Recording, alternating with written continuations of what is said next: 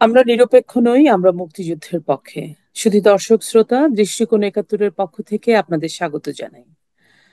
আজকে বিশেষ একটি দিন, আন্তর্জাতিক নারী দিবস।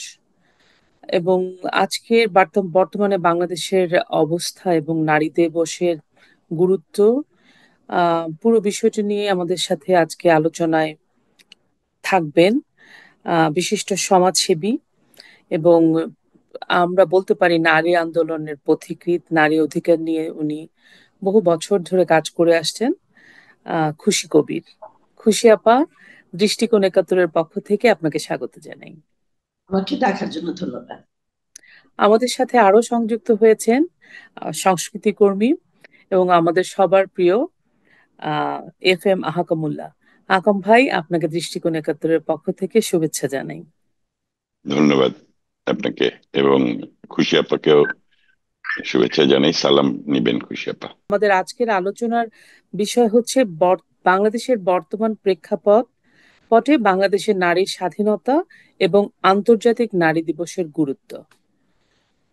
আহ আপা, আমি আপনার কাছ থেকে প্রথমে একটু জানতে চাই যে আমাদের আন্তর্জাতিক নারী দিবসের যে গুরুত্ব এবং নারীর স্বাধীনতা বা নারীর অধিকার বাস্তবায়নে কি ভূমিকা রাখে, আপনি একটু আমাদের দর্শকদের জন্য, আমার মনে হয় আমাদের এই ব্রেন স্টর্মিংটা দরকার আছে, আপনি একটু বলেন আমাদের দর্শকদের জন্য। আসলে আন্তর্জাতিক নারী দিবস যেটা শুরু হয়েছিল, সেটা প্রথমে সমাজতান্ত্রিক দেশে অনেক আগেই শুরু হয়ে গেছে, 100 বছরেরও বেশি। তো এটা 1977-এ জাতিসংঘ এটাকে গ্রহণ করেছে, যে এটা সবগুলো জাতিসংঘ অন্তর্ভুক্ত সবগুলো দেশে এই আন্তর্জাতিক নারী দিবস পালন হবে। এটার উৎস যেটা ছিল, যেটা সমাজতান্ত্রিক দেশগুলোতে হয়েছিল, সেটা ছিল নারী শ্রমিকরা আন্দোলন করেছিল, নারী শ্রমিকদের আন্দোলনের প্রেক্ষিতে এই দিবসটা পালন করা হতো, যেন মে দিবসে ওই নারীদের বিষয়টা আলাদা করে বা গুরুত্ব সহকারে আসতো না, ওইটা একেবারে উচ্চ ছিল। তো যখন থেকে 77 থেকে নারী দিবস আন্তর্জাতিকভাবে সবে বিশ্বে, শুধু শুধু সমাজতান্ত্রিক বিশ্বে না, সব জায়গায় যখন এটা আহ, রাষ্ট্রীয়ভাবে পালন করার একটা প্রথা চলে আসলো, তো ওটা আমাদের জন্য একটা বড় দিক, এই কারণে যে সেই সেই বিষয়গুলো আমরা যেন তুলে ধরতে পারি সরকারের কাছে, রাষ্ট্রের কাছে এবং সাধারণ মানুষ, জনগণের কাছে, সবার কাছে। এই সচেতনতা বৃদ্ধি করা, নারীদের বিষয় কি, কেন, কোথায় আছে আর কোথায় যাওয়া উচিত, দিক নির্দেশনা যেন সৃষ্টি হতে পারে। কি কি বিষয় আমরা চাচ্ছি যে এটাতে গুরুত্ব হোক। এটার দুটো দিক, একটা হচ্ছে যে সার্বিকভাবে সারা দেশে আহ, নারীর ইস্যু, নারী জাগরণ, নারী ক্ষমতায়ন, নারী চলাফেরা, তার তার মানে নিরাপত্তা, সবকিছু নিয়ে আহ যেন সচেতনতা বৃদ্ধি হয়, শুধু নারীদের মধ্যে না, গোটা সমাজের মধ্যে।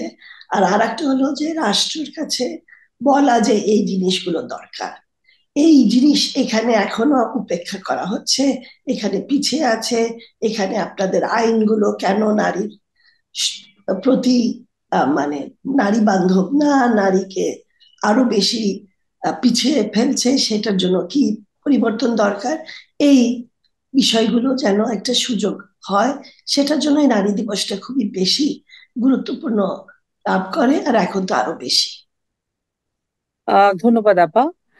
আহকাম ভাই, আমরা তো নারী দিবস নিয়ে জানলাম যে নারী দিবসটা আসলে কিভাবে শুরু হয়েছিল, কোন প্রেক্ষাপটে শুরু হয়েছিল, আসলে নারী দিবসের উদ্দেশ্যটা কি।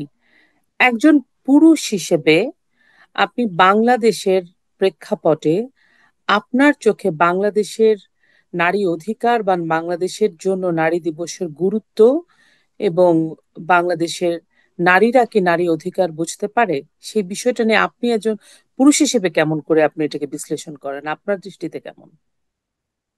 ধন্যবাদ। আপনার যে ন্যারেটিভটা আপনি দিলেন, যে পুরুষ হিসেবে আমি কিরকম দেখি নারীর অধিকারকে, তো এই ন্যারেটিভটা আসলে মূলত নারীর অধিকারের জন্য প্রধান এবং অন্যতম অন্তরায়। নারী তার অধিকার আদায়ের যে সংগ্রামটা করবে, সেই সংগ্রামটা হচ্ছে মানুষ হয়ে ওঠার সংগ্রাম। অর্থাৎ নারী পুরুষ এই বিভেদটাই থাকবে না, এটাই হচ্ছে নারীর সংগ্রাম।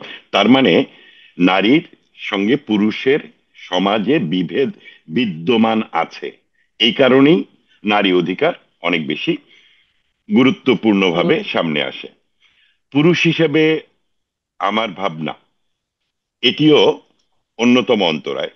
প্রথমত হচ্ছে নারীর অধিকার, মানুষ হয়ে ওঠার অধিকারকে যদি আমরা সত্যিকার অর্থে সমাজে প্রতিষ্ঠা করতে চাই, তাহলে পুরুষদেরকেই প্রথমে নারীবাদী হয়ে উঠতে হবে। এই যে নারীবাদিতা কিংবা এই যে পুরুষতন্ত্র, এটি তো আসলে আহ, একটি দর্শন, একটি চিন্তা, চিন্তা। একটি সমাজ কাঠামো।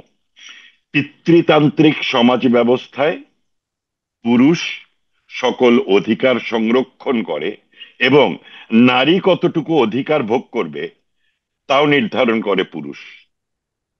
তাহলে আমরা যারা মনে করি যে নারী পুরুষের সমান অধিকার এর দাবি রাখে এবং সেই অধিকার তাদের প্রাপ্য, তাহলে পুরুষের সঙ্গে নারীর বিভেদমূলক সম্পর্ক রেখে কখনোই নারী অধিকার প্রতিষ্ঠা করা যাবে না। পুরুষকে নারীবাদী হয়ে নারীর মানুষ হয়ে ওঠার অধিকারকে প্রতিষ্ঠা করতে হবে। এটিকে আবার আলাদাভাবে যদি অন্য আরেকটা দৃষ্টিকোণ থেকে দেখি, সেটি হচ্ছে যে ধরেন আমাদের বাংলাদেশের রাষ্ট্র কাঠামোর প্রেক্ষাপটে সংসদে সংরক্ষিত নারী আসন আছে।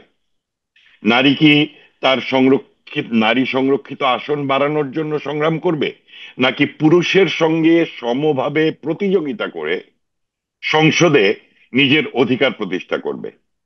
গণপরিবহনে নারী তার জন্য রিজার্ভ সিট চায়, নাকি গণপরিবহনে সে পুরুষের পাশে দাঁড়িয়ে সে কোনো ধরনের ফিজিক্যাল অ্যাবিউজের শিকার হবে না সেই নিশ্চয়তাটা চায়?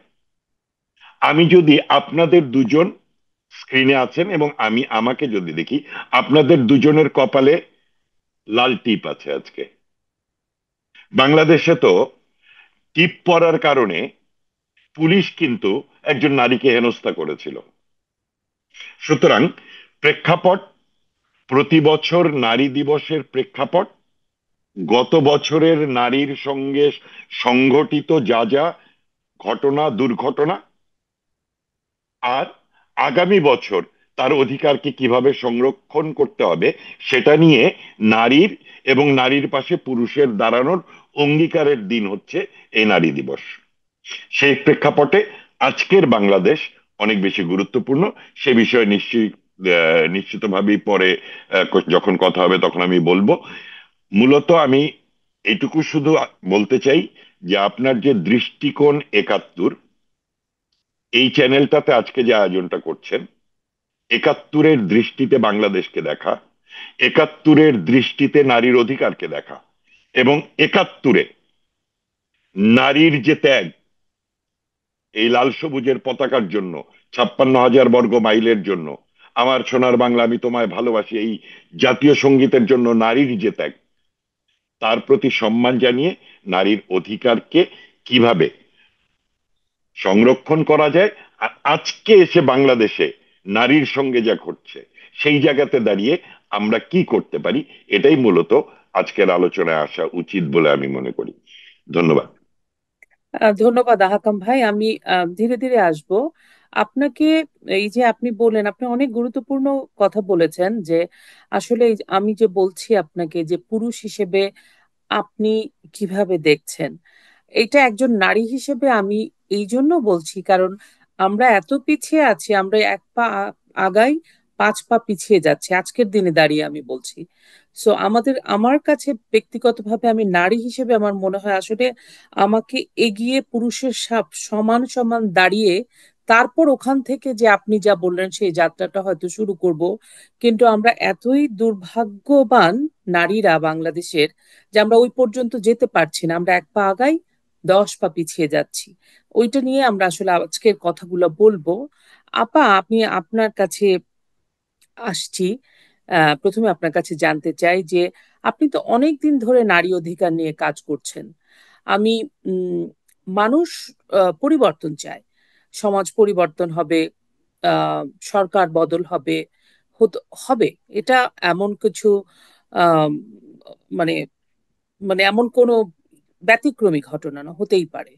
কিন্তু আপনি যেহেতু নারী অধিকার নিয়ে কাজ করেছেন, বহু অনেক বছর যাবৎ কাজ করে আসছেন, তো আজকের প্রেক্ষাপটে যে নারীর অবস্থা এবং গত বছরের যে নারীর অবস্থা, গত 16 বছর বা 20 বছর বা 54 বছর যে আমাদের ইতিহাস, তার থেকে তো আমরা আস্তে আস্তে এগোচ্ছিলাম। আপনার কাছে এই হঠাৎ এই পরিবর্তনটা আপনার কাছে কি মনে হয়? আপনার ব্যাখ্যাটা কি? কেন এরকম মনে হচ্ছে, কেন এই অবস্থা হলো? আপনি জানেন যে আমি বর্তমান কিছু কয়েক মাসের ঘটনাগুলো উল্লেখ করতে চাইছি। আপনি আমাদেরকে, দর্শকদের বলবেন?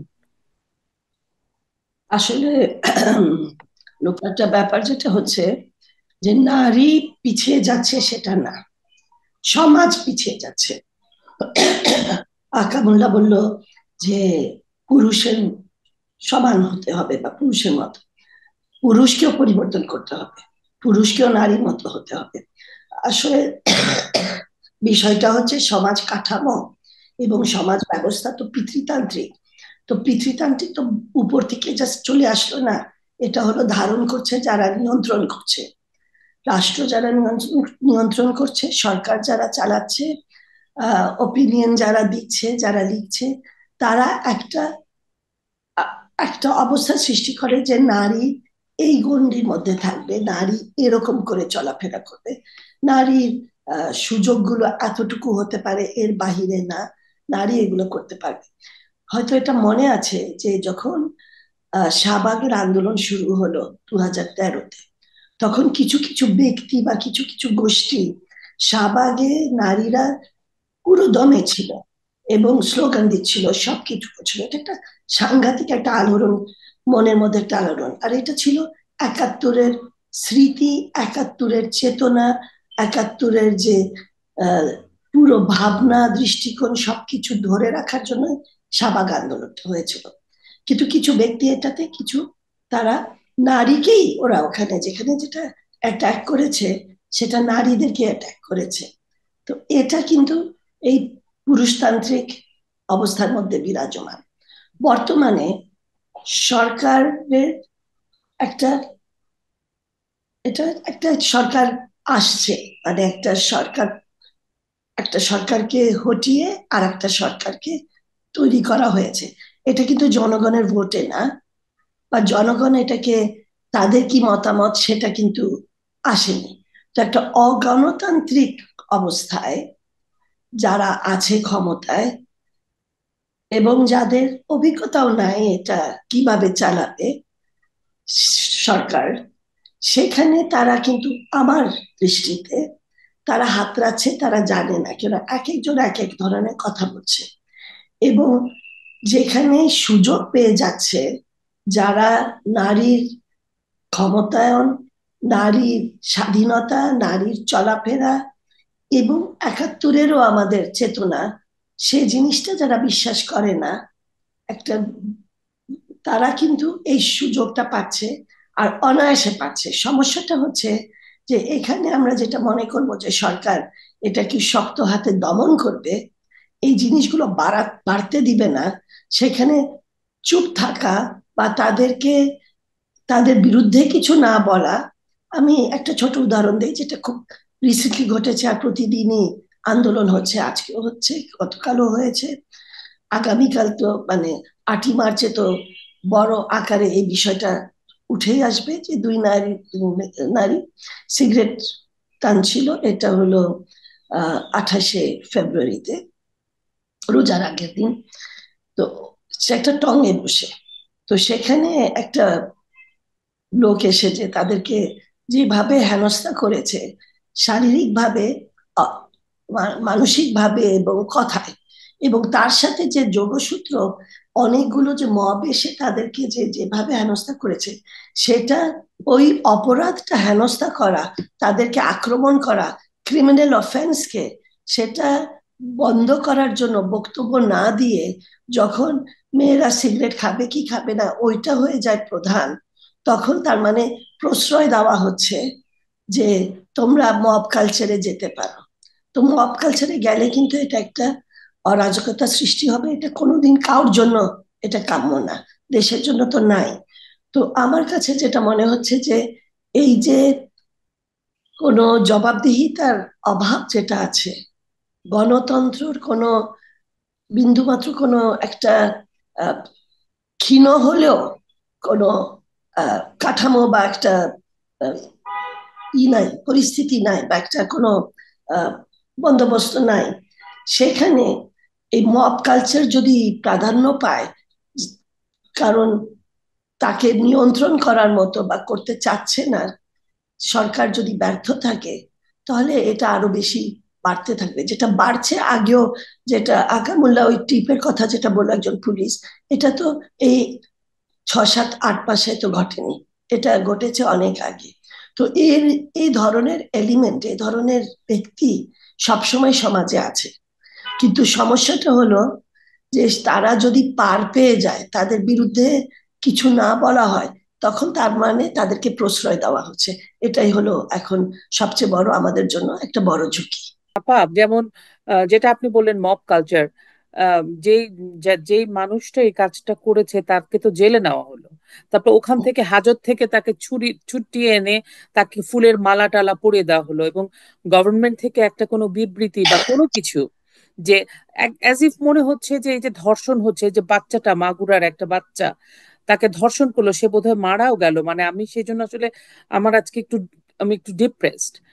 তো এই যে হচ্ছে, কারণ একটা এত প্রকাশ্যে নারীদেরকে বাধা দেওয়া হচ্ছে গত 7 মাসে, এটা একটা চূড়ান্ত পর্যায়ে চলে গেছে, এবং এটাকে কোনো ধরনের কোনো শক্ত হাতে দমন করতে না পারলে তাহলে তো এগুলো বাড়বেই। এগুলোর তো কোনো, এগুলা থেকে তো কোনো মুক্তির কোনো উপায় মানে কিভাবে হবে জানি না। আকাম ভাই, আমি আহ খুশি আপার কথা ধরে আমি আপনাকে বলতে চাই যে ইউনূস সরকারের মানে ক্ষমতায় আসার পরে সত্যি কথা বলতে, যে নারীর যে একটা অধিকার, নারীর যে নিরাপত্তা, আম- খুশি আপা জানবেন যে আমরা যত কিছুই হোক, বিচ্ছিন্ন অনেক ঘটনা নারীর হয়েছে, কিন্তু নারীরা কিন্তু চলাফেরা করতে পারতো, নারীরা রাতে বাইরে থাকতে পারতো, নারীরা কাজ করতো, মিল, ফ্যাক্টরি, কল কারখানা, গার্মেন্টস, আপনি জানেন এটা। এবং আম, নারীর নারীর যে ক্ষমতায়ন কোন পর্যায়ে যাচ্ছিল, হঠাৎ করে ইউনূস সরকার ক্ষমতায় আসার পরে ডে বাই ডে যে নারীর হেনস্থা হচ্ছে, নারীর যে একটা নিরাপত্তাহীনতা, এবং এটার নিরসন করার কোনো ধরনের কোনো চেষ্টাও দেখা যাচ্ছে না। খুশি আপার ওই কথাটা দিয়ে শুরু করি, যে উদাহরণটা আমি দিয়েছি যে নারীর টিপ পরা নিয়ে তাকে লাঞ্ছিত করেছিল, সেই ঘটনা বাংলাদেশে ঘটেছে। কারণ আপনারা টিপ পরে আছেন দেখে আমার সেই ঘটনা মনে পড়েছে। আমরা এরকমও দেখেছি যে স্টেশনে জিন্স এবং টি শার্ট পরে গিয়েছিল বলে আরেকজন নারী অন্য পুরুষদেরকে উস্কে দিয়ে ওই মেয়েটাকে লাঞ্ছিত করেছিল। এই ঘটনাগুলোর, যেমন যে পুলিশ আহ, কর্মকর্তাটি নারী টিপ পরা নিয়ে তাকে হেনস্থা করেছিল, তার চাকরি কিন্তু, তাকে চাকরি থেকে বরখাস্ত করা হয়েছিল। ওএসডি করা এবং হয়েছিল বেঁধে বরখাস্ত করা হয়েছিল। বরখাস্ত। যেই নারীটি নরসিংদী স্টেশনে আরেকজন নারীর জিন্স টি শার্ট পরা নিয়ে পুরুষকে উস্কে দিয়েছিল, তার বিরুদ্ধে মামলা হয়েছিল, তাকে গ্রেপ্তার করা হয়েছিল।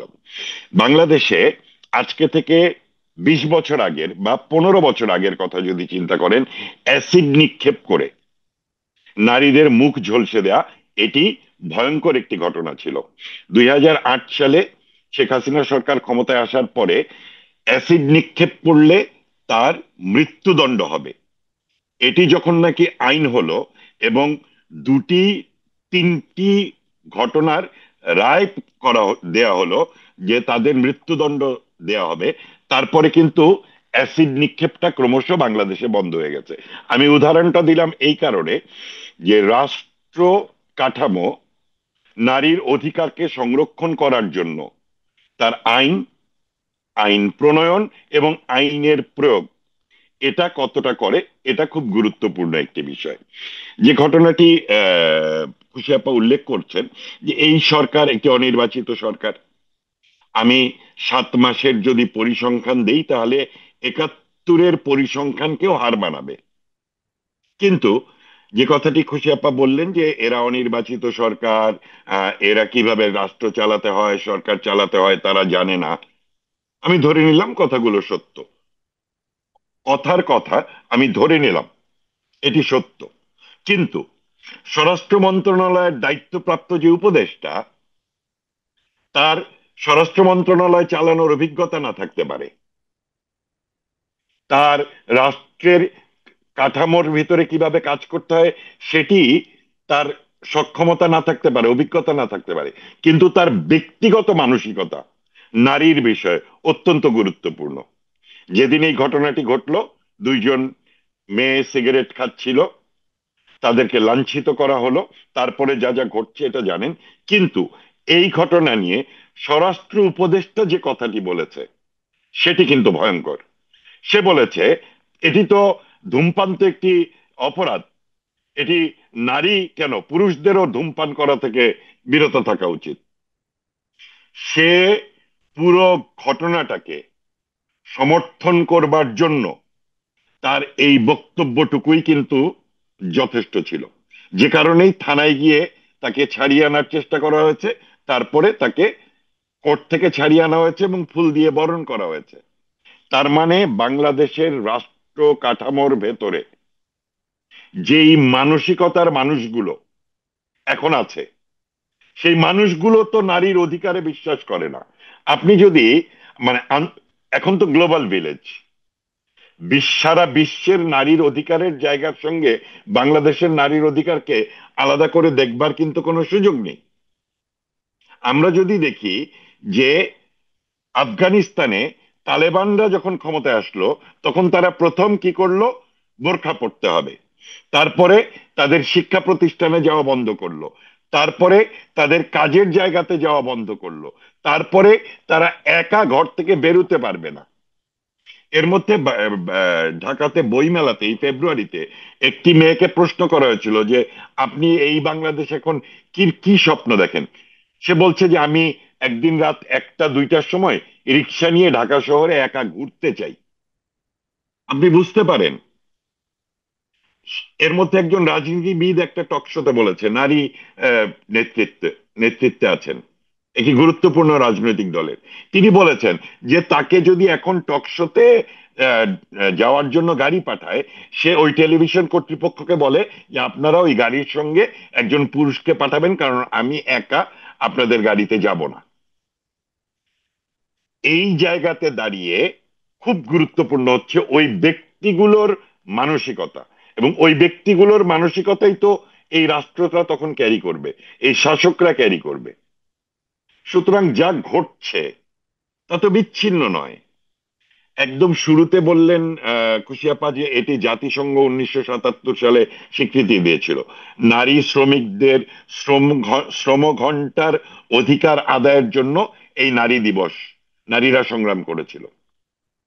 তাদের সংগ্রামের স্বীকৃতি 1977 সালে জাতিসংঘ দিল। আজকের এই বাংলাদেশে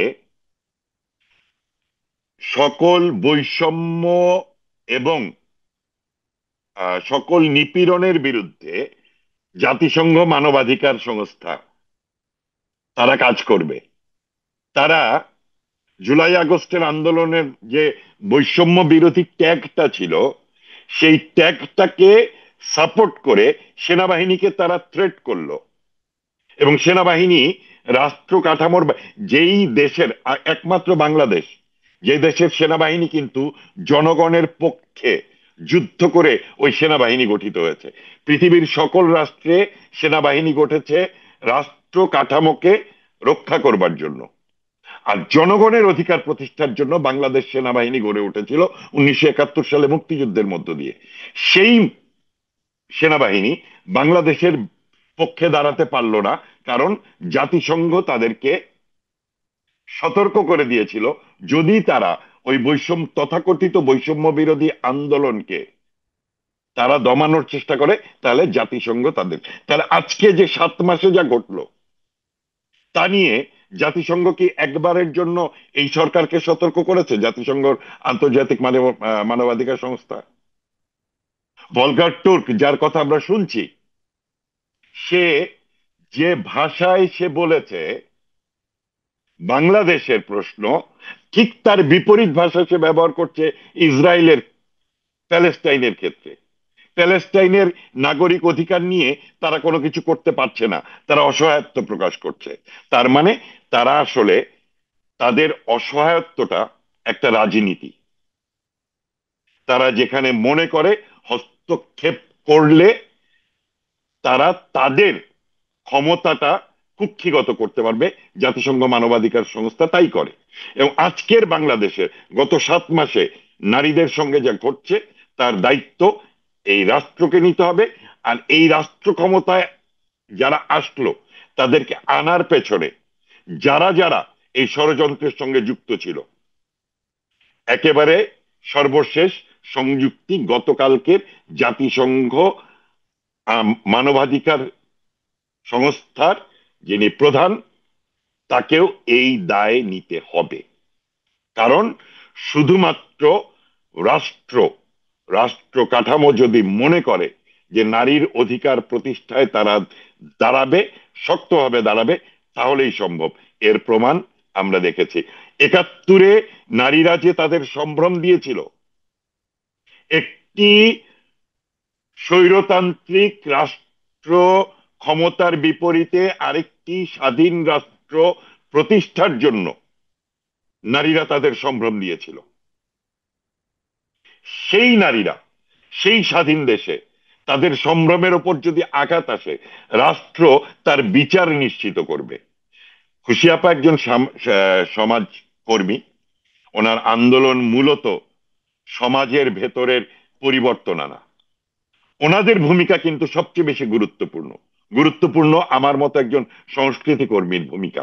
আমি এখানে ছোট্ট করে, আমি সম্মিলিত সাংস্কৃতিক জোটের সাধারণ সম্পাদক এবং বাংলাদেশ আবৃত্তি সমন্বয় পরিষদের সাধারণ সম্পাদক হিসেবে গত 7 বছর ধরে একটি আন্দোলন চলমান রেখেছি। প্রতি বছর 8 মার্চ এটা হয়। নারীরা, সে অনুষ্ঠানের শিরোনাম হচ্ছে চিৎকার করো মেয়ে, দেখি কত দূর গলা যায়। আর অনুষ্ঠানের শিরোনাম শিরোনাম হচ্ছে আমরা নেমেছি পথে। এই আয়োজনটা নারীরা আয়োজন করে, নারীরা কবিতা পড়ে, নারীরা গান গায়, নারীরা সভাপতিত্ব করে, নারীরা সঞ্চালনা করে। পুরুষদের পক্ষ থেকে ওই অনুষ্ঠানে দাঁড়িয়ে নারীদের কাছে শুধু ক্ষমা চাওয়া হয় যে তোমাদের ওপর যে অন্যায় হচ্ছে, অবিচার হচ্ছে, অনাচার হচ্ছে, তার বিরুদ্ধে আমি একজন পুরুষ হিসেবে ক্ষমা চাই। আমি, আমাদের সভাপতি আসাদুজ্জামান নূর, সম্মিলিত সাংস্কৃতিক জোটের সাবেক সভাপতি নাসিরুদ্দিন ইউসুফ, রামেন্দু মজুমদার, কিংবা বর্তমান সভাপতি গোলাম কুদ্দুস, আমরা বিভিন্ন আয়োজনে ওই অনুষ্ঠানে উপস্থিত হয়ে ক্ষমা চেয়েছি নারীদের কাছে। নারীরা তাদের অধিকারের কথা বলেছে, আজকেও তারা বলেছে। কিন্তু রাষ্ট্র কাঠামো কি তার দায়িত্ব পালন করছে? যদি আহকাম পালন ভাই, না করে, আমি জাস্ট 30 সেকেন্ড, যদি পালন না করে, তাহলে আমাদের করণীয় কি? সংস্কৃতি কর্মী হিসেবে আমার করণীয় কি? সমাজকর্মী হিসেবে খুশি আপার করণীয় কি? এটি কিন্তু খুব গুরুত্বপূর্ণ। আমার মনে হয় আজকে আপনার এই অনুষ্ঠানের মধ্য দিয়ে আপনাদের প্রতি সম্মান দেখিয়ে, নারীদের প্রতি সম্মান দেখিয়ে, একজন নারী হিসেবে খুশি কবির, একজন সমাজকর্মী হিসেবে খুশি কবির, এবং একজন মানুষ হিসেবে আমি আহকাম, একজন সংস্কৃতি কর্মী হিসেবে আমি আহকাম, কি করতে পারি, কি অঙ্গীকার করতে পারি, এটাই গুরুত্বপূর্ণ বিষয় বলে আমি মনে করি। আহ ধন্যবাদ আহকাম ভাই। খুশি আপা, আমি এই আহকাম ভাইয়ের কথা থেকে আমার একটা বিষয় আমি তুলছি, সেটা হচ্ছে যে আমাদের যখন জুলাই আগস্ট আন্দোলন হলো, আমরা জানি যে জুলাই আগস্টের আন্দোলনটা কিভাবে ধীরে ধীরে ধীরে ধীরে গতি পেল এক দফা এবং সরকার পতনের। আমি ধরে নিচ্ছি সবই ঠিক আছে, যারা আন্দোলন করেছে অনেকে আছে যারা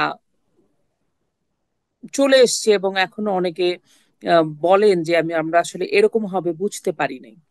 কিন্তু অনেক গুরুত্বপূর্ণ ব্যক্তিরা কিন্তু এই আন্দোলনের সাথে যুক্ত ছিলেন, এবং যারা চিন্তায় চেতনায় সমাজের বিবেকও বলতে পারেন।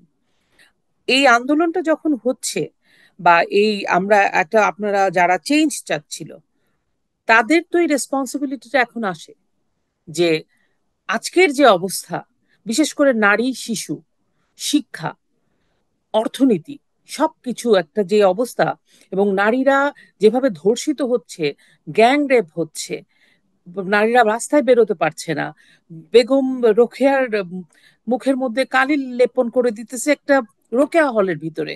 এই যে নারীদের একটা অবস্থা, এই যে সমাজ এখনো তৈরি ছিল না এরকম একটা চেঞ্জের জন্য, তারপরে যখন চেঞ্জটা হয়ে গেল, রিয়েলাইজেশন আসলো, সেইভাবে কিন্তু প্রতিবাদ দেখা যাচ্ছে না। খুশি আপা, এই যে আপনি কথা বলতে আসছেন, আমি অনেকের সাথে কথা বলতে চেয়েছি, যে না আমরা এখন কথা বলবো না, কিন্তু রেসপন্সিবিলিটি তো নিতে হবে, কারণ এই চেঞ্জটা তো তাদের দ্বারাই হয়েছে। খুশি আপা, আপনি কি বলেন? আপনার আপনার ব্যাখ্যাটা কি হবে?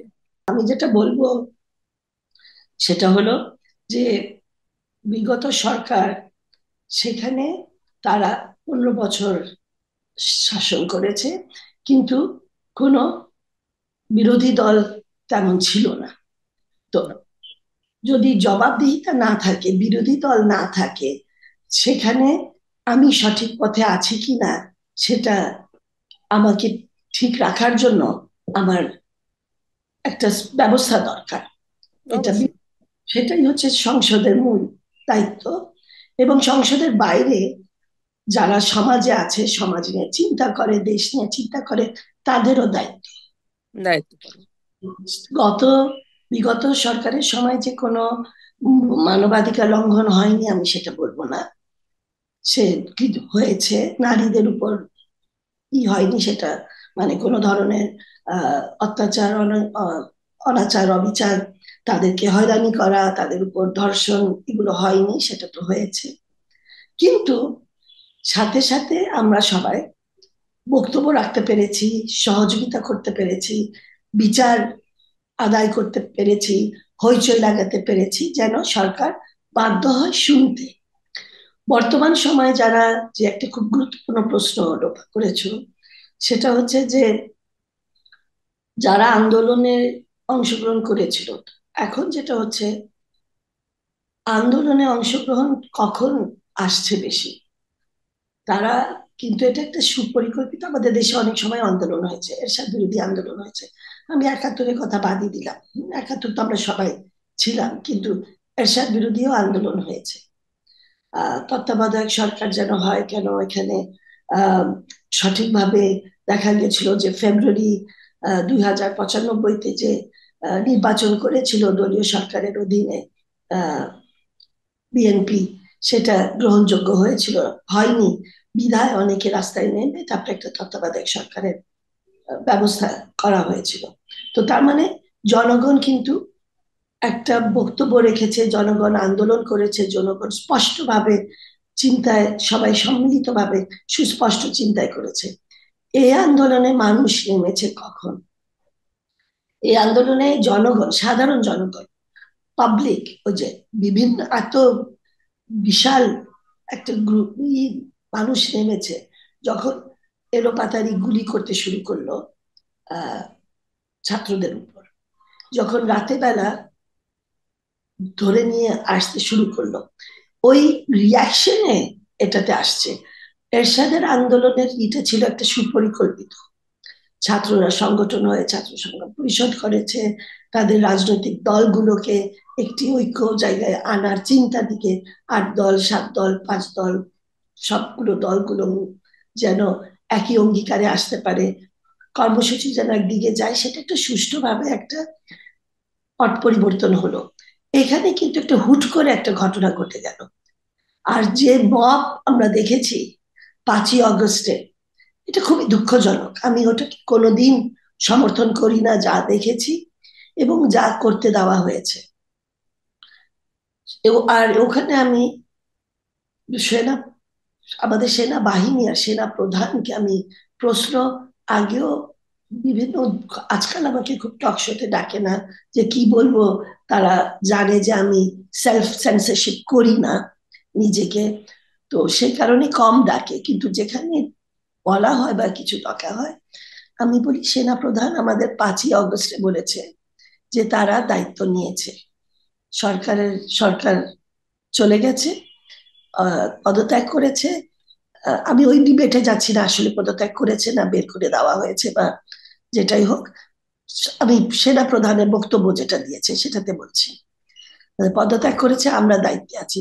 তো তোমরা যদি দায়িত্বে থাকো, তুমি যদি দায়িত্ব নিয়ে থাকো, 5 থেকে পরবর্তীতে একটা সরকার গঠন হয়েছে, তো আমি ধরলাম যে সেই সরকারের তারপরে দায়িত্ব। তো ওই কয়েকদিন যা লুটতরাজ আর যা অঘটনগুলো ঘটেছে, যা ধরনের একেবারে হিংস্র একটা অবস্থার চেহারা দেখেছি, তো সেনাবাহিনী তখন কোথায় ছিল?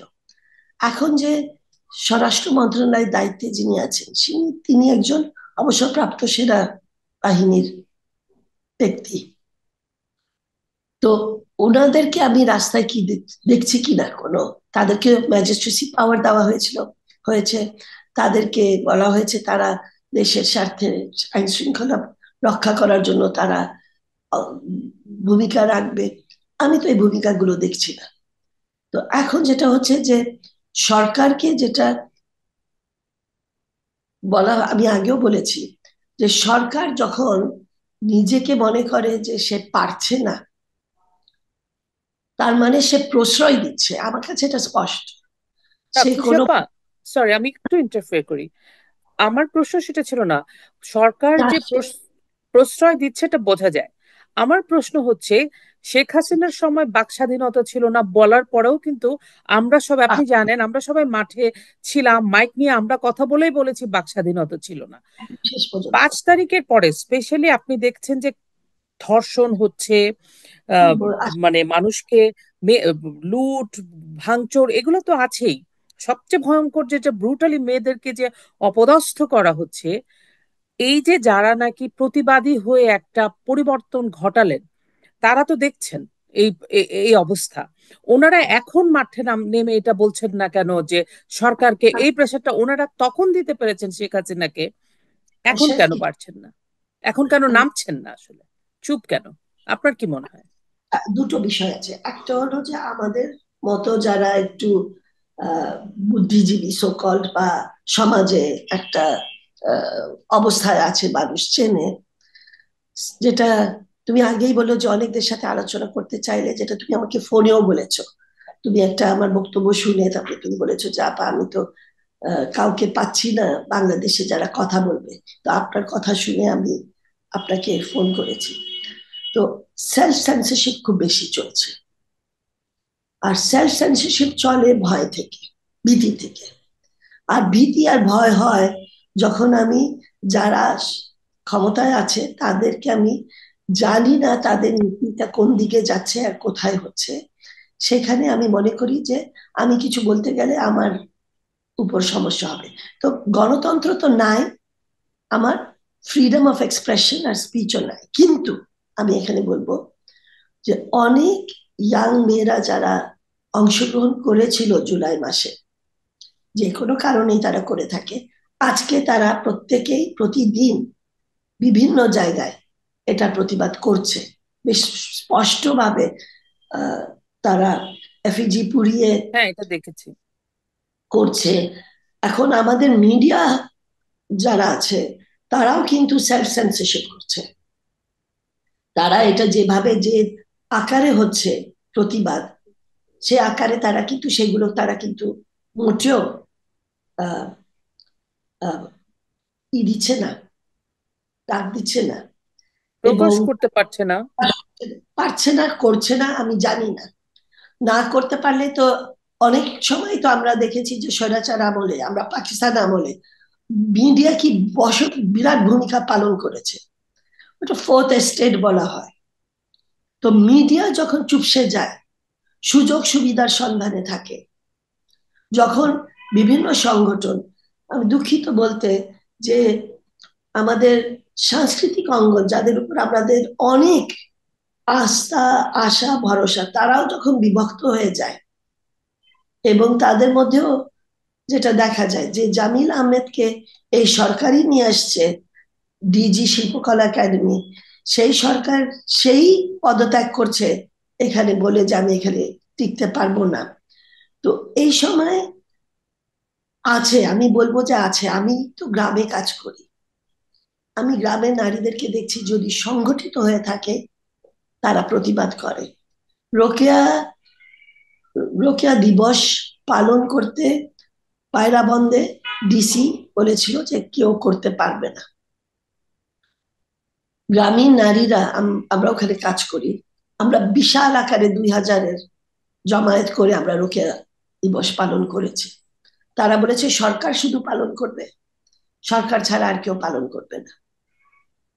তো এই বিষয়গুলো আসলে যেটা হচ্ছে যে আমরাও আমাদেরকে নিজেদেরকে প্রশ্ন করা দরকার যে আমরা কেন চুপসে যাচ্ছি। আমরা দেশে থেকে আমি কেন সাহসটা পাচ্ছি না। আমি জানি যে সবার নামে একদম একটা মার্ডার কেস দিয়ে দেয় এবং ধরে নিয়ে যায়।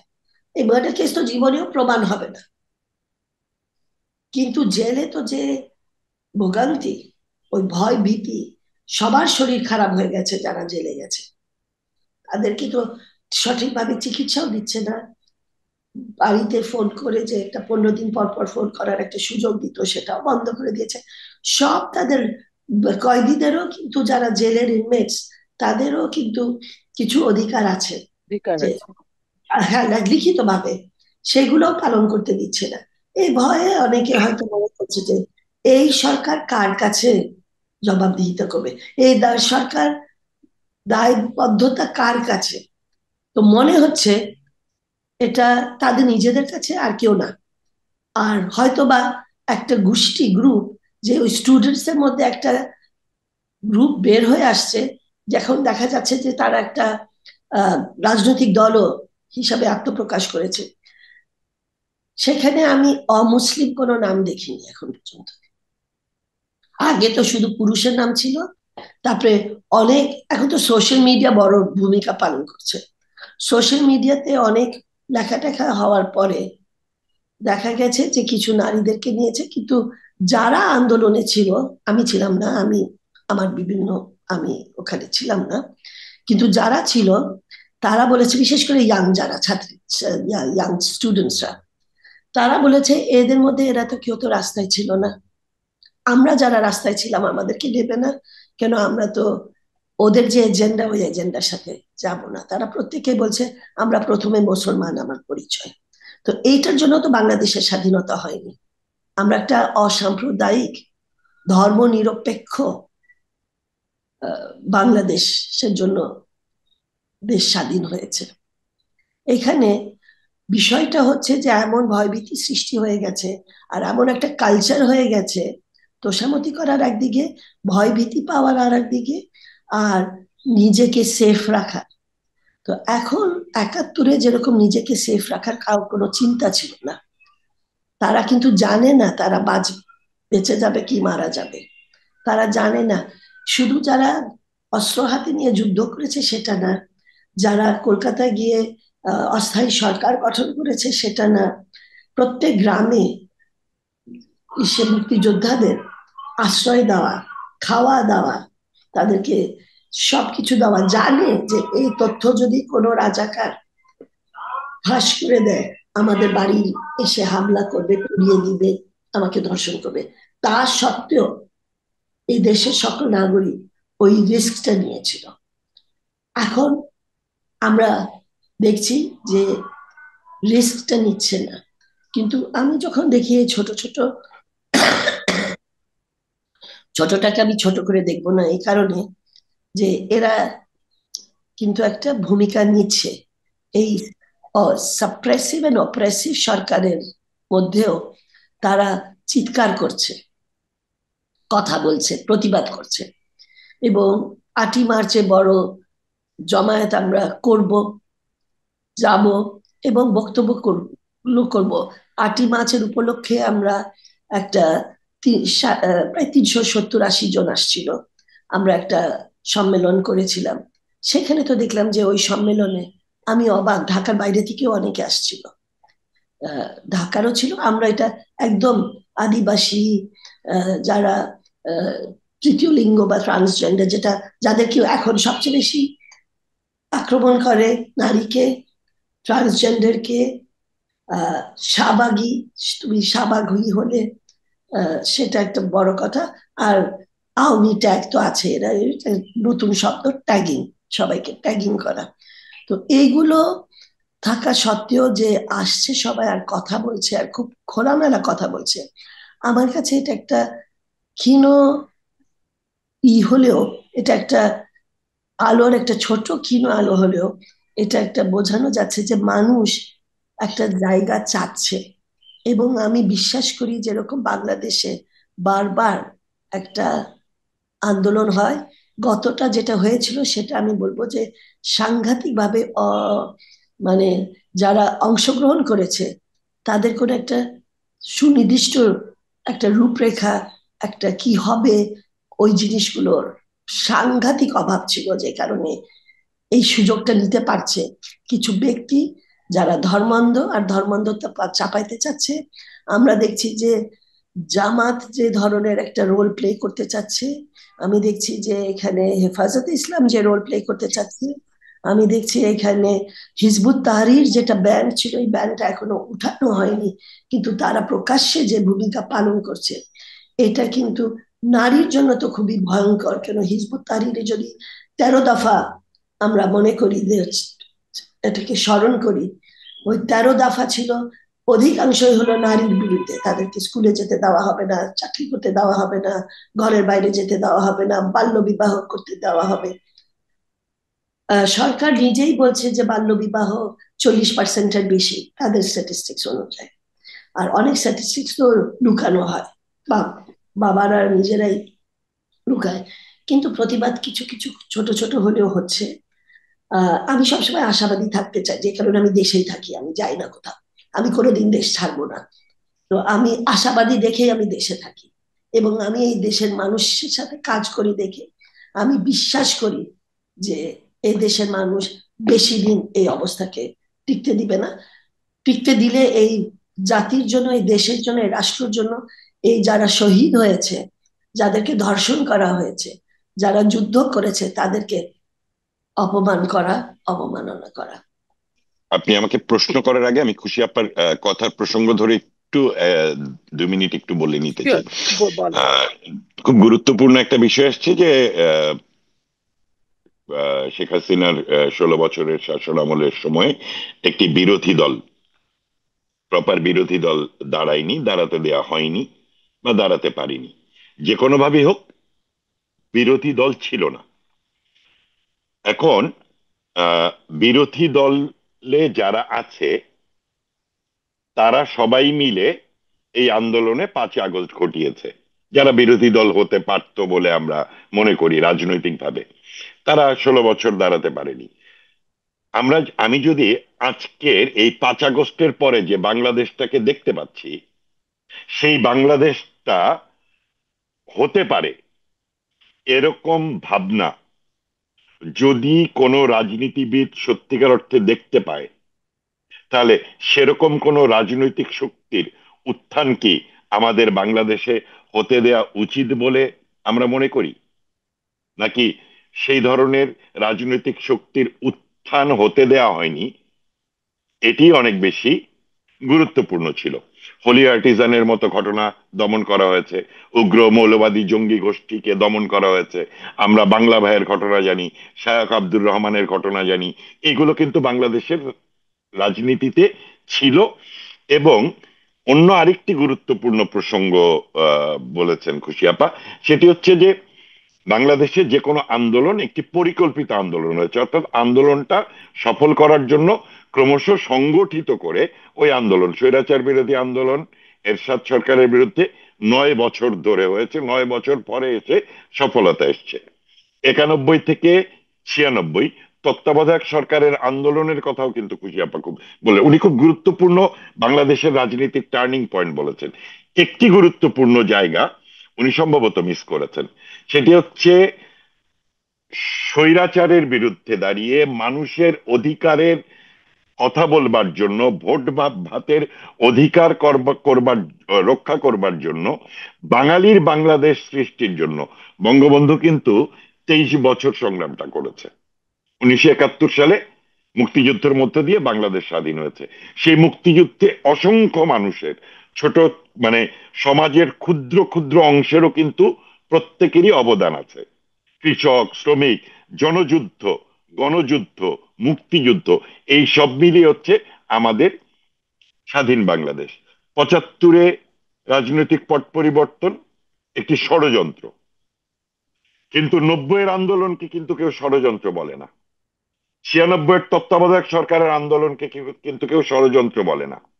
2001-এর পরে 2001 থেকে 2006 যে গণতান্ত্রিক আন্দোলন গড়ে তুলেছিল আওয়ামী লীগ, বিএনপি জামাত সহ যে সরকার ছিল, রাজাকারের গাড়িতে যে পতাকা তুলে দেওয়া হয়েছিল বাংলাদেশের রাজনীতিতে, সেই সময়ে যে আন্দোলন, সেটাকেও কিন্তু ষড়যন্ত্র বলে না।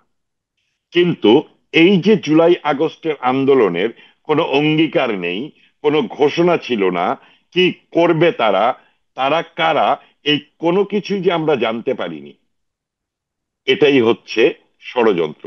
এই আন্দোলনটা পুরোটা ছিল একটি জাতীয় এবং আন্তর্জাতিক ষড়যন্ত্র। সেই ষড়যন্ত্রে বুঝে না বুঝে সমাজের বিভিন্ন শ্রেণীর মানুষ এখানে অংশীজন হয়েছে, এবং তাদের বেশিরভাগ মানুষ এখন তাদের ভুল বুঝতে পেরেছে, ভুল বুঝতে পারছে। কিন্তু তারপরেও কেন এরা এখন পর্যন্ত রাষ্ট্র ক্ষমতায় বসে থাকতে পারছে, কি প্রক্রিয়ায় পাচ্ছে, সেটিও কিন্তু খুশি আপার কথায় এসছে। খুশি আপা সেলফ সেন্সর করেন না বলে খুশি আপাকে কিন্তু এখন অনেক অনুষ্ঠানেই ডাকা হয় না। আপনি অনেককে কথা বলতে বলেছেন, তারা এখনো কথা বলতে চাইছে না। যারা কথা বলছে তারা অর্গানাইজড ফোর্স না, ব্যক্তিগত জায়গা থেকে কথা বলছে। কিন্তু আমি আপনাকে সেই কথাটা বলতে চাই, এই যে ষড়যন্ত্রটা, এটি তো মানে ডক্টর ইউনূস জাতিসংঘের অধিবেশনে এসে যখন নাকি মেটিকুলাস প্ল্যান এবং মাস্টার মাইন্ডের কথা বলে, তখন কিন্তু ষড়যন্ত্র স্পষ্ট হয়। আর গতকালকে জাতিসংঘের মানবাধিকার কমিশনের প্রধান মিস্টার তুর্ক কিন্তু তার কথার মধ্য দিয়ে আরো স্পষ্ট করেছে কতটা আন্তর্জাতিক ষড়যন্ত্র সেখানে সম্পৃক্ত ছিল।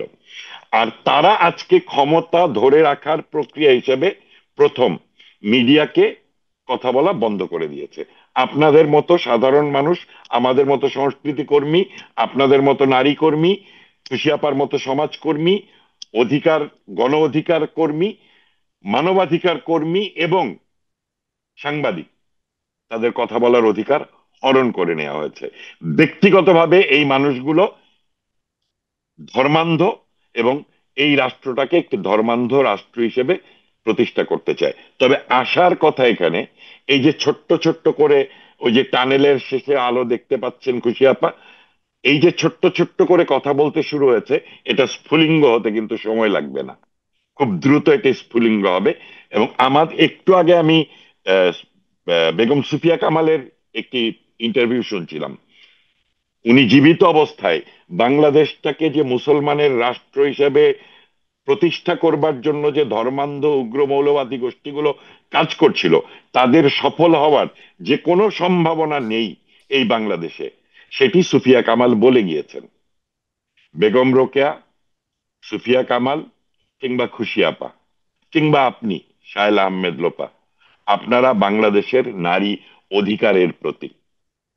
আপনারা যে কথা বলছেন, এটি কিন্তু আমাদেরকে আশাবাদ আশাবাদী করে তুলছে, আমাদের আশা জাগিয়ে রাখছে এবং নিশ্চিতভাবে সংগঠিত হবার প্রেরণাও যোগাচ্ছে। আগে মানুষের অধিকার প্রতিষ্ঠা হোক, বাংলাদেশটা ফেরত নেই আমরা, মুক্তিযুদ্ধের বাংলাদেশটা ফিরে আসুক, তারপরে নারীর অধিকার নিয়ে নারী এবং পুরুষ, আপনি, আপনারা এবং আমি এবং আমরা, আমরা সবাই কথা বলতে পারবো। কিন্তু আজকে এসে এই এই বছরের 8ই মার্চের নারী দিবসের বাংলাদেশের প্রেক্ষাপটে সবার আগে বাংলাদেশটাকে ফেরত নিতে হবে। এইটা খুশি আপার কথার প্রসঙ্গ ধরে এই কথাটুকু বললাম। আপনার যদি কোনো প্রশ্ন থাকে বলতে পারেন হ্যাঁ, এখন আমার ছাড়া। প্রশ্ন আছে।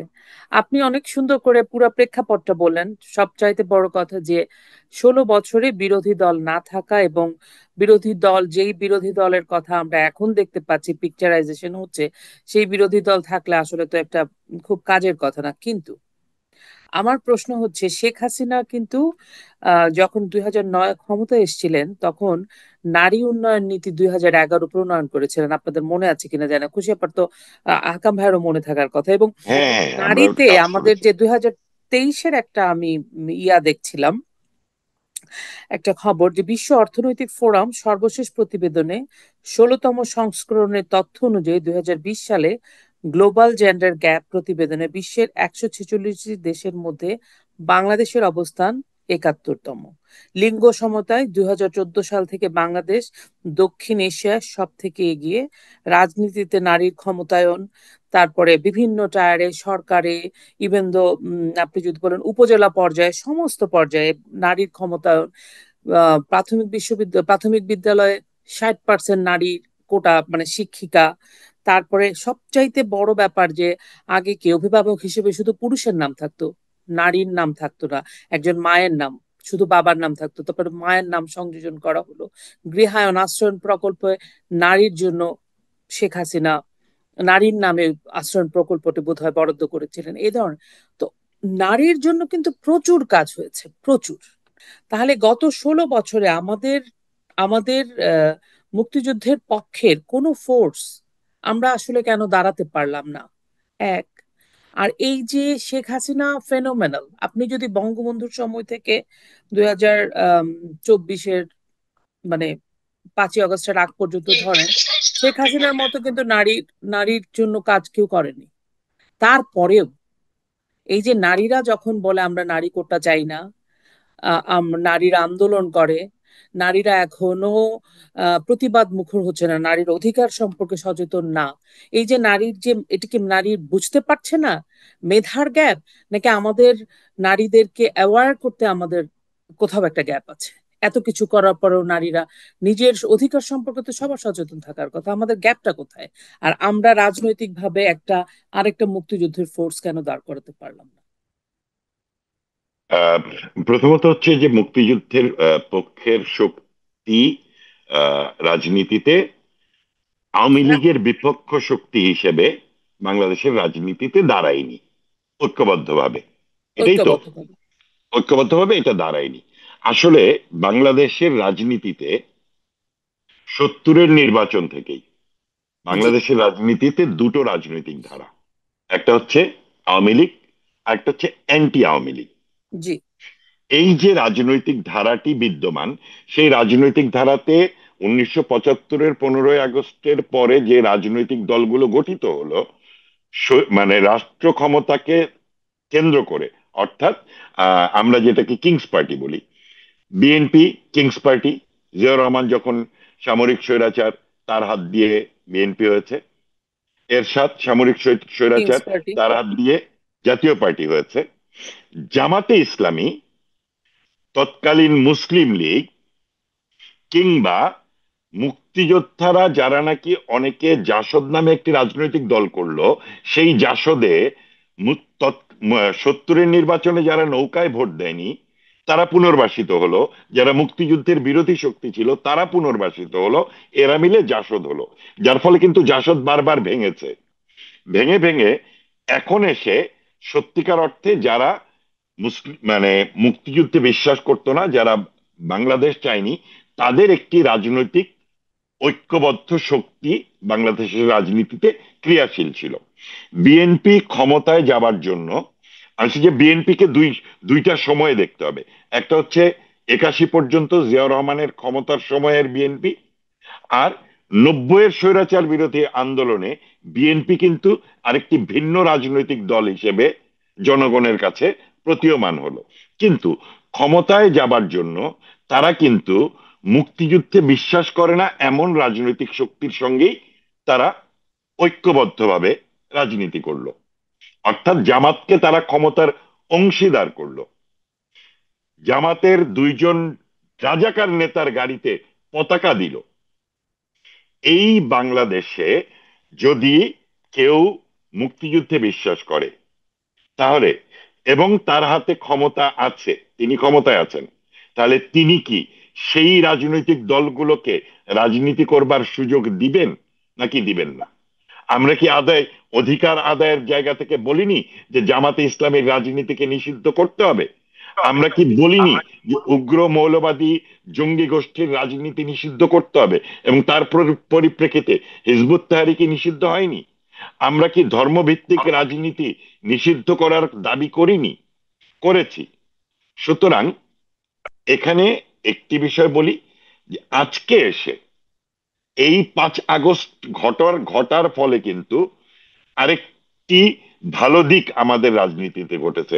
আওয়ামী লীগ মুক্তিযুদ্ধের নেতৃত্ব দানকারী দল, বাঙালি জাতীয়তাবাদের চেতনার যে উত্থান ঘটেছিল 52 ভাষা আন্দোলনের মধ্য দিয়ে, 71 এবং বাংলাদেশ আওয়ামী লীগের নেতৃত্বে বাংলাদেশ, তৎপরবর্তীতে বিএনপিতে বিভিন্ন মত পথের রাজনৈতিক নেতাকর্মীরা যুক্ত হয়েছে, কিন্তু বিএনপিরও কিন্তু মূল রাজনৈতিক বয়ান কিন্তু আজকে মুক্তিযুদ্ধ এবং মুক্তিযুদ্ধের বাংলাদেশ। কারণ জিয়াউর রহমান স্বাধীনতার ঘোষক, এটি যদি তারা রাজনৈতিকভাবে প্রতিষ্ঠিত করতে না পারে তাহলে তো তাদের রাজনীতি থাকে না। যার ফলে কিন্তু দেখবেন এই যে ষড়যন্ত্র করে যারা ক্ষমতায় আসলো, তারা যখন নাকি বাংলাদেশের বিরুদ্ধে অবস্থান নিচ্ছে, অর্থাৎ তারা সংবিধান পাল্টে ফেলতে চায়, বিএনপি তার বিরুদ্ধে অবস্থান নিল। সংবিধান পরিপন্থী আহ, সিদ্ধান্ত নিয়ে রাষ্ট্রপতির অপসারণ চাইলো, বিএনপি সেটা হতে দেয়নি। জুলাই আগস্টের বিপ্লবের ঘোষণা তারা হতে দেয়নি। সর্বশেষ এই যে আহ কি বলে গণপরিষদ নির্বাচন এবং দ্বিতীয় স্বাধীনতা কিংবা সেকেন্ড রিপাবলিক যেটা বলা হচ্ছে, বিএনপি এরও বিরোধিতা করছে। এখান থেকে আমি একজন সংস্কৃতি কর্মীর জায়গা থেকে আমার কাছে মনে হয় যে বাংলাদেশে সত্যিকার অর্থে গণতান্ত্রিক প্রক্রিয়ায় বিএনপি যদি কখনো রাজনৈতিক ভাবে লড়াই করে নির্বাচনে করে ক্ষমতায় যাবার জন্য কোনো ইসলামিক দল কিংবা মুক্তিযুদ্ধের বিরোধী কোনো রাজনৈতিক দলের সঙ্গে জোটবদ্ধভাবে ক্ষমতায় যাবার পরিকল্পনা করবে না, সেটি যদি জনগণের কাছে অঙ্গীকার করে, আর আওয়ামী লীগের অঙ্গীকার তো সবসময় ছিল বাংলাদেশের পক্ষে, তাহলে বাংলাদেশের রাজনীতিতে সত্যিকার অর্থেই আওয়ামী লীগ এবং বিএনপি দুটো রাজনৈতিক দল একটি সরকারি দল এবং একটি বিরোধী দল হিসেবে দাঁড়াতে পারবে। এটি হচ্ছে 5 আগস্টের মধ্য দিয়ে বাংলাদেশ বিরোধী ষড়যন্ত্রকারীরা, যারা উগ্র মৌলবাদী জঙ্গি রাষ্ট্র হিসেবে বাংলাদেশকে প্রতিষ্ঠা করতে চায়, যারা বাংলাদেশকে আফগানিস্তান বানাতে চায়, যারা বাংলাদেশকে সিরিয়া বানাতে চায়, তাদের বিরুদ্ধে বিএনপি যে রাজনৈতিক অবস্থানটা নিচ্ছে, এবং বাংলাদেশ আওয়ামী লীগের যে রাজনৈতিক অবস্থান ছিল, আছে এবং থাকবে, এই জায়গাটাই একমাত্র আশার আলো হিসেবে আমি দেখতে পাই। আরেকটা হচ্ছে যে আমাদেরকে ভয় উপেক্ষা করে কথা বলতে শুরু করতে হবে। কারণ আমাদের সংস্কৃতি কর্মীদেরকে ভয় দেখিয়ে কখনো দমানো যায়নি, সমাজকর্মীদেরকে কখনো দমানো যায়নি, নারীদেরকে কখনো দমানো যায়নি। সুতরাং বাংলাদেশের রাজনৈতিক প্রেক্ষাপটে একটি বাংলাদেশে বিশ্বাসী প্রকৃত অর্থেই দুটি রাজনৈতিক দল, রাজনৈতিক ধারা থাকা উচিত, যারা গণতান্ত্রিক আন্দোলনের ভেতর দিয়ে জনগণের সমর্থনের মধ্য দিয়ে জনগণের আস্থা নিয়ে জনগণের প্রতিনিধি হিসাবে রাষ্ট্র ক্ষমতা চালাবে, কিংবা বিরোধী দলে যখন থাকবে তখনও তারা একইভাবে রাষ্ট্র ক্ষমতা চালাবে। এটি হচ্ছে আমার কাছে সবচেয়ে যৌক্তিক বলে মনে হয়। শেষ পর্যায়ে চলে আসছি। আমি আপনার কাছে শেষ যে বিষয়টা জানতে চাই, আমাদের তো মূল আলোচনার বিষয় নারী, নারী অধিকার, নারীর বর্তমান অবস্থা। আমি একটা পরিসংখ্যান দেখছিলাম যে বাংলাদেশে কিন্তু পুরুষের থেকে 17 কোটি যদি মানুষ হয়, তাহলে 16 লাখ মতো বেশি হচ্ছে নারী। তার মানে পুরুষের থেকে নারীর সংখ্যা বেশি। তো এই যে নারীদের আজকে যে অবস্থা, তারপরেও আমি বলবো যে নারীরা তো গ্রামে গঞ্জে গেলে দেখা যায় স্কুল মাস্টার, মানে নারীরা অনেক কাজ করছে। কিন্তু এই যে শিল্প কারখানা বন্ধ হয়ে গেল, নারীরা কর্মহীন হয়ে গেল। তো এইরকম অবস্থায় এসে আপনি একজন সমাজকর্মী এবং নারী নিয়ে, আপনি নারীর অধিকার নিয়ে কাজ করেন, আপনি বর্তমানে এই মুহূর্তে দাঁড়িয়ে যে আপনি বাংলাদেশে নারীদের যে ভবিষ্যৎ বা এই পরিস্থিতি থেকে নারীরা কিভাবে পরিত্রাণ পাবে, আপনি আশার কিছু আলো দেখতে পান আপা? যেটা হচ্ছে যে যেহেতু এই সরকার নারীদের জন্য বিশেষ যদি একটা কমিশন গঠন করেছে, কমিশন রিপোর্ট দিবে 31শে মার্চ। আমি জানি না, এখনো কিছু ব্যক্তি আছে আমাদের ওই বন্ধু বান্ধব। কমিশনটা কেন করেছে, মানে কি হবে ওটাতে? প্রত্যেক কমিশন কি করা হয়েছে, যেরকম একটা আহ, সংবিধান কমিশন করেছে, একটা আহ, স্থানীয় সরকার করেছে। ও আচ্ছা আচ্ছা, বুঝতে পেরেছি।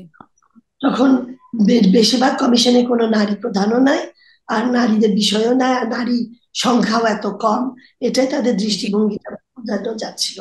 তখন তারা একটা নারী কমিশন করেছে, যে নারীর কি কি আইন, কি কি বিধান, কি কি বিষয় থাকা উচিত, তারা সুপারিশ করবে।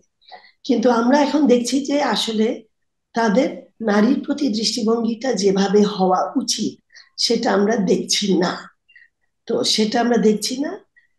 নারী উপদেষ্টার বক্তব্য সেরকম, উনি হয়তো আহ, ব্যক্তিগতভাবে অনেক কিছু মনে করেন, কিন্তু পাবলিকলি উনি তো একটা পাবলিক ফেস।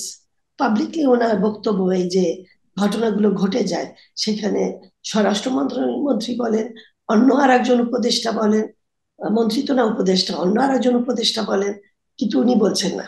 তো আমি যেটা বলবো যে আসলে একটা বড় হুমকি, কেন আমাদের দেশের অনেক জায়গায় অর্থনৈতিক ভাবে আমরা কিন্তু একটা সাংঘাতিক ধস নেমেছে, খুবই খারাপ একটা ধস নেমেছে। নারী এখন সব জায়গায় আছে, মাঠে ঘাটে, এখন তো গ্রামে এখন নারীরা দিনমজুর মাঠেও কাজ করছে, যেটা আগে আমাদের সামাজিক ভাবে এটাকে গ্রহণ করা হতো না। আইলের পাশ দিয়ে যখন আমি হাঁটতাম বলতো যে ওই ফসলটা পুড়ে যাবে, নষ্ট হয়ে যাবে। নারীরা এখন মাঠে কাজ করে সরাসরি, তারা ফসল ফলায়, তারা কৃষক, তারাও এখন স্পষ্টভাবে কথাও বলে। গার্মেন্ট শ্রমিক, অনেকদের গার্মেন্ট কিন্তু ফ্যাক্টরি বন্ধ হয়ে যাচ্ছে। এরা গ্রামে ফিরে গিয়ে ওই কাজটা এখন তো করতে পারবে না, কেন এত দশক ধরে তারা আর এক ধরনের কাজে অভ্যস্ত। আমাকে না কৃষক হতে হলে আমার তো কৃষি সম্পর্কে জানতে হবে। তো এই বিষয়গুলো অত্যন্ত, মানে এটা কিন্তু আমাদেরকে আহ, খুবই চিন্তিত করছে, যে নারীকে আমরা কোনোভাবেই ঘরের ভিতরে ফিরে দিতে চাচ্ছি না। আর আমি বিশ্বাস করি যে নারী বের হয়ে আসছে তারা এত সহজে ফিরে যাবেও না।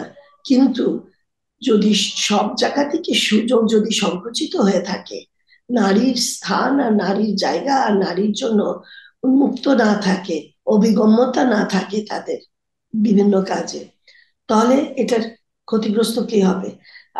তুমি তো পরিসংখ্যান কিছু দিয়েছে যে আমাদের মধ্যে নারী পুরুষের মধ্যে সমতার দিকে আমরা অনেক কিছু এগিয়ে গেছি, যেটা নিয়ে অনেক বইও লেখা হয়েছে, যে বাংলাদেশ প্যারাডক্স হিসাবে সেইগুলো, রিনেগোশিয়েটিং পেট্রিয়ার্কি, দ্য বাংলাদেশ প্যারাডক্স, কত বছর বের হয়েছে, এটা বেশ পৃথিবীতে আলোড়ন সৃষ্টি করেছে যে বাংলাদেশ কিভাবে এই পর্যায়ে আসতে পেরেছে। তো আসতে পেরেছে। আমরা তো পিছিয়ে যেতে চাচ্ছি না, আর পিছিয়ে দেওয়া উচিত না। বাল্যবিবাহ একটা জায়গা যেটা বিরাজ করছে এখনো, কিন্তু বর্তমানে এই নতুন পরিসংখ্যানে দেখা যাচ্ছে সেটাও বেড়ে গেছে এই কয়েক মাসে। তার মানে দের ইজ কোনো নিয়ন্ত্রণ নাই, আর নারীদের জন্য সুযোগ করার আর নারীকে নিরাপত্তা দেওয়ার জন্য ব্যবস্থা নাই।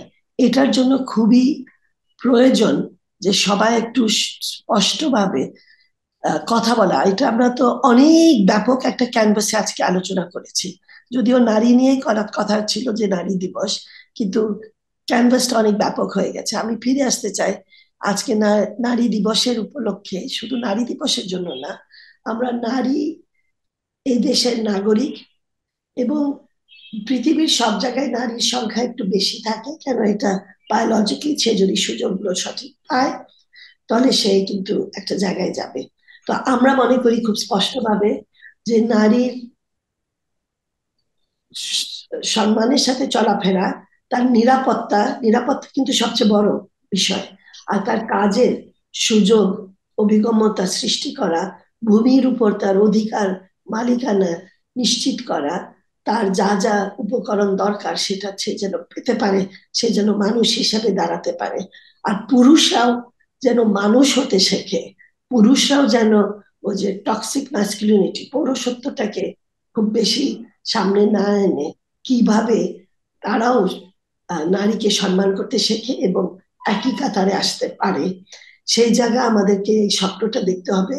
কবে হবে, এটা কিভাবে হবে জানি না, কিন্তু আমি মনে করি যে আমরা ক্ষুদ্র ক্ষুদ্র ভাবে যা করছি সেটার একটা আওয়াজ তুলবে।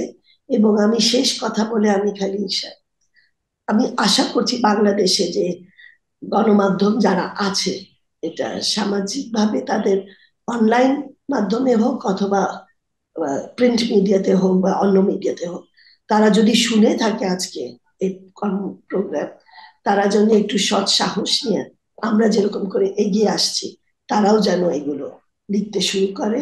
এবং তারা যেন কেন সবাই আমরা যদি করতে শুরু করি তখনই কিন্তু সমাজ একসাথে হবে। আর যদি আমরা বিচ্ছিন্ন ভাবে করি আর ভয়ে ডরের মধ্যে থাকি, তাহলে কিন্তু আমরা কিন্তু পরাজিত হব, যেটা আমাদের হতে দেওয়া আমরা পারি না। এটা কিন্তু আমাদের জন্য সাংঘাতিক ভাবে, এটা খুবই একটা নেগেটিভ একটা বিষয় চলে আসবে। আমরা একদম আমাদের যদিও আসলে বিষয়টা নারী দিবস ছিল, কিন্তু আমরা সার্বিক বিষয় নিয়ে কথা বললাম। কারণ আজকে আমাদের যে 7 মাসে যে নারীদের যে অবস্থার মধ্যে আমরা আহ না মানে আরো ভালনারেবল সিচুয়েশনের মধ্যে পড়ে গেছি আসলে এই রাজনৈতিক বিষয়গুলা সবকিছু মিলে, সামাজিক, রাজনৈতিক, আর্থসামাজিক অবস্থা, আমরা এমন একটা ভালনারেবল সিচুয়েশনে এসেছি যে সব বিষয় সেই জন্য আলোচনায় আসলে রিলেটেড, একটার সাথে আরেকটা রিলেটেড ছিল, সেই জন্য কতগুলো চলে এসছে।